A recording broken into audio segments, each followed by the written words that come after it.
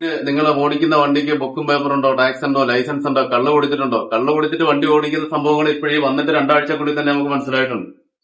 പല കേസുമായിട്ട് ബന്ധപ്പെട്ട് നമ്മൾ ഈ സ്റ്റാൻഡുമായിട്ട് ബന്ധപ്പെട്ടൊക്കെ വന്നിട്ടുള്ളതാണ്. കള്ള് കുടിച്ചിട്ട് വണ്ടി ഓടിക്കുന്ന ആളുകളുണ്ട്. ആ പരിപാടികളെല്ലാം നിർത്തിയേക്കുക. ഇതൊന്നും നമ്മൾ ചെക്ക് ചെയ്യാൻ വന്നിട്ടില്ല. യാതൊരു ബുദ്ധിമുട്ടും നിങ്ങൾക്ക് ഉണ്ടാക്കിയിട്ടില്ല. എന്തുകൊണ്ടാണ്? ഈ വണ്ടി ഓടിച്ച് രാവിലെ തൊട്ട് വൈകുന്നേരം വരെ ഈ സ്റ്റാൻഡിൽ കിടന്ന് ഇവിടെ ഓടിച്ചാല് നിങ്ങൾക്ക് ഏകദേശം എന്ത് വരുമാനം കിട്ടുമെന്നും, ഒരാൾക്കുണ്ടാകുന്ന ചെലവ്, കുട്ടികളുടെ പഠനം, കാര്യങ്ങൾ, വീട്ടിലെ കാര്യങ്ങൾ, കഷ്ടപ്പാടുകൾ, അതെന്താണെന്ന് മനസ്സിലാക്കാനുള്ള ശേഷി ഉള്ളതുകൊണ്ട് മാത്രമാണ് ഉപദ്രവിക്കാത്തതാണ്. പക്ഷെ ഒറ്റ നോട്ടത്തിൽ തന്നെ ഇത് കാണുമ്പോൾ സത്യത്തിൽ പോലീസ് തന്നെ നമുക്ക് നന്നായിട്ട് ദേഷ്യം വരും. സ്നേഹം കൊണ്ടല്ല, ദേഷ്യം കൊണ്ടാണ് ഈ യോഗം തന്നെ വിളിച്ചുകൊണ്ടിരിക്കുന്നത്. ഇത് പറയാൻ വേണ്ടിയിട്ടാണ്. ഓക്കെ, ഈ സ്റ്റാൻഡിലുള്ള മുഴുവൻ ആളുകൾക്ക് യൂണിഫോം മേടിച്ചു വെച്ചിട്ടുണ്ട്. ഇപ്പൊ ഇവിടെ തരും കാക്കി. ഇന്ന് മുതൽ ഇവിടെ നിന്ന് ഇറങ്ങിയാൽ യൂണിഫോം ഇല്ലാത്ത ഒരാളെ പോലും സ്റ്റാൻഡിൽ കാണരുത്. ഇനി വരാത്ത ആളുകളുണ്ടെങ്കിൽ അവരോട് കൂടി പറഞ്ഞേക്കാം. നിങ്ങൾക്ക് എല്ലാവർക്കും ഗ്രൂപ്പുകൾ ഉണ്ടാവുമല്ലോ. ഓട്ടോറിക്ഷ തൊഴിലാളികൾ ഇവിടെ ഒരുപാട് സ്റ്റാൻഡുകൾ ഇവിടെയുണ്ട്.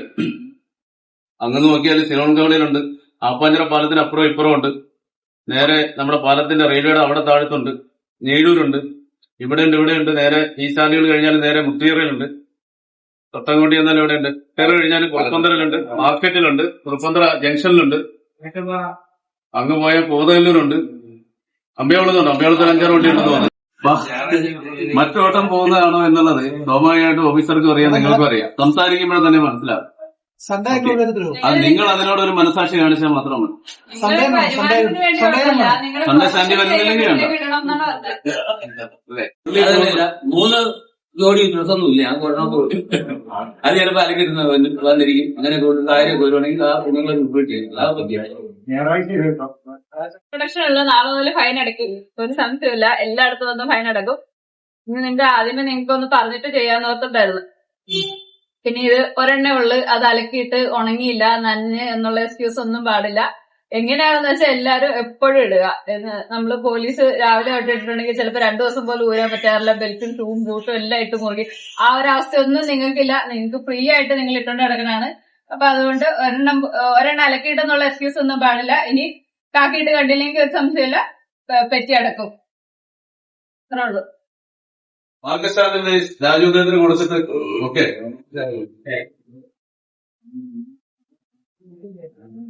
അളവ് ചെയ്യാനുള്ള അളവുണ്ട്.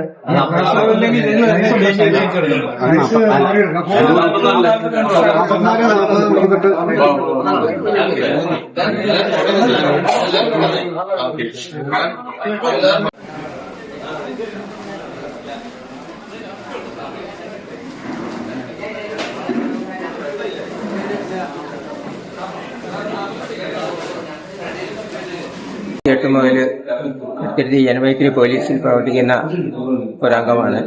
ജനമൈത്രിയുടെ നിരവധിയായിട്ടുള്ള കാര്യങ്ങൾ ഈ കോട്ടയം ജില്ലയിൽ മെഡിക്കൽ കോളേജ് ഇപ്പോൾ ചെയ്യാൻ കഴിഞ്ഞിട്ടുണ്ട്.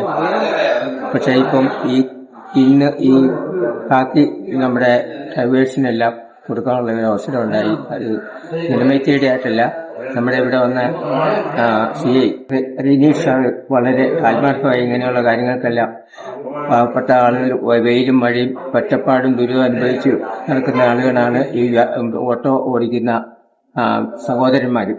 അവരെ സംബന്ധിച്ച് ഓരോ ദിവസം ഓട്ടോ മേടിച്ചാൽ 250 രൂപ എന്തെങ്കിലും ടാക്സ് കിട്ടില്ല എന്ന് പറയുമ്പോൾ 250 രൂപ സർക്കാർ ഈടാക്കുന്നു. അതൊരു കാരണവശാലും ഒരു അംഗങ്ങളുടെ നിന്നും വാങ്ങാനുള്ള ഇട വരാതിരിക്കുന്നതിന് വേണ്ടി ഒരു പദ്ധതി കണ്ടുപിടിച്ചാണ് നമ്മുടെ റെനീഷ് സാറ് ആദ്യമായി ഇങ്ങനെയൊരു ക്യാഷിൽ ആദ്യം SI ആയിരുന്നു. രണ്ടാമത് ഇങ്ങനെയൊരു പദ്ധതി സാറിന്റെ നല്ല മനസ്സോടുകൂടി പല ആളുകളുടെ സഹായത്തോടു കൂടിയാണ് ഇപ്പൊ ഇങ്ങനെയൊരു കാര്യം നടപ്പാക്കുവാൻ തീരുമാനിച്ചിട്ടുള്ളത്.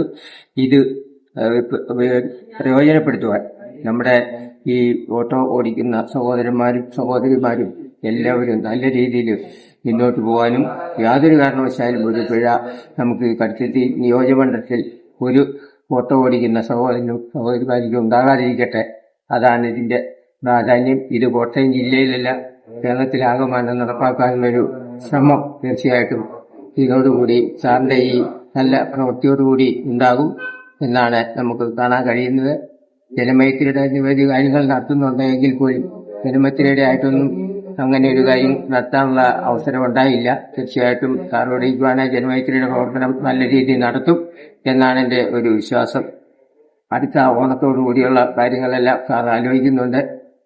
എന്നെ ഇപ്പോൾ ഇതിനോട്ട് ഈ ഓട്ടോറിക്ഷ തൊഴിലാളികളെല്ലാം ഉള്ള സമയത്ത് മികച്ച ജീവകാരുണ്യ പ്രവർത്തന അവാർഡ് മേടിച്ച ആളും അതോടൊപ്പം തന്നെ ജന്മത്തിന്റെ മുതിർന്ന അംഗം എന്ന നിലയിലാണ് പിന്നെ ഈ ചടങ്ങിലേക്ക് ക്ഷണിച്ചിട്ടുള്ളത്. അതിനെ സാറിന് നന്ദി അറിയിച്ചുകൊണ്ട് വാക്കുന്നു.